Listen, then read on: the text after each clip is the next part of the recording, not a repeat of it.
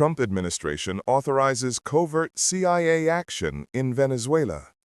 The development comes as the U.S. military is drawing up options for President Trump to consider, including possible strikes inside the country. The Trump administration has secretly authorized the CIA to conduct covert action in Venezuela, according to U.S. officials, stepping up a campaign against Nicolás Maduro, the country's authoritarian leader. The authorization is the latest step in the Trump administration's intensifying pressure campaign against Venezuela.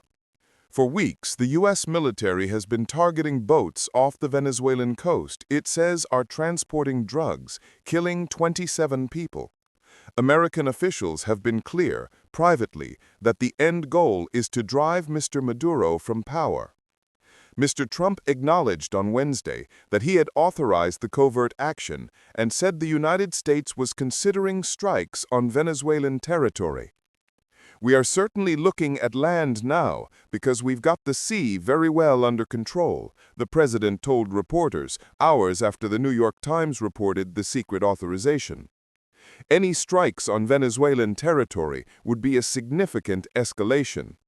After several of the boat strikes, the administration made the point that the operations had taken place in international waters. The new authority would allow the CIA to carry out lethal operations in Venezuela and conduct a range of operations in the Caribbean.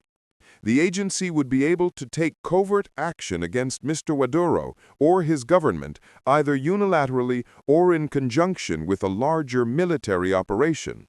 It is not known whether the CIA is planning any specific operations in Venezuela.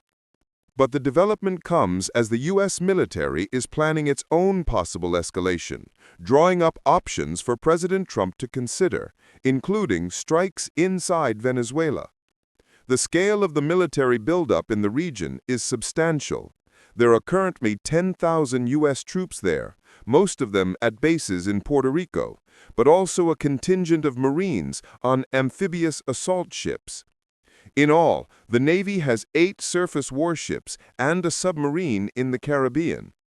The new authorities, known in intelligence jargon as a presidential finding, were described by multiple U.S. officials who spoke on the condition of anonymity to discuss the highly classified document. Venezuela, in a statement, rejected Mr. Trump's bellicose language and accused him of seeking to legitimize regime change with the ultimate goal of appropriating Venezuela's petroleum resources. Venezuela said it planned to raise the matter at the UN Security Council on Thursday, calling Mr. Trump's actions a grave violation of the UN Charter. Mr. Trump ordered an end to diplomatic talks with the Maduro government this month as he grew frustrated with the Venezuelan leader's failure to accede to U.S. demands to give up power voluntarily and the continued insistence by officials that they had no part in drug trafficking. The CIA has long had authority to work with governments in Latin America on security matters and intelligence sharing.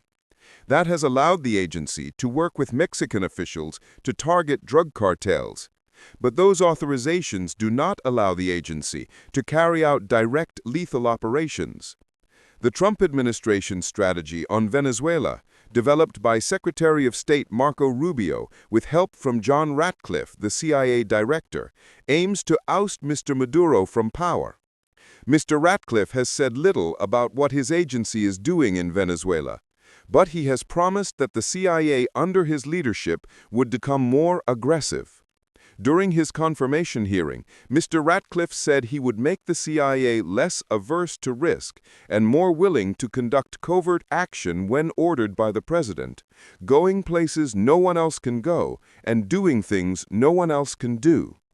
The CIA declined to comment. On Wednesday, Mr. Trump said he had made the authorization because Venezuela had emptied their prisons into the United States of America. The president appeared to be referring to claims by his administration that members of the Tren de Aragua prison gang had been sent into the United States to commit crimes.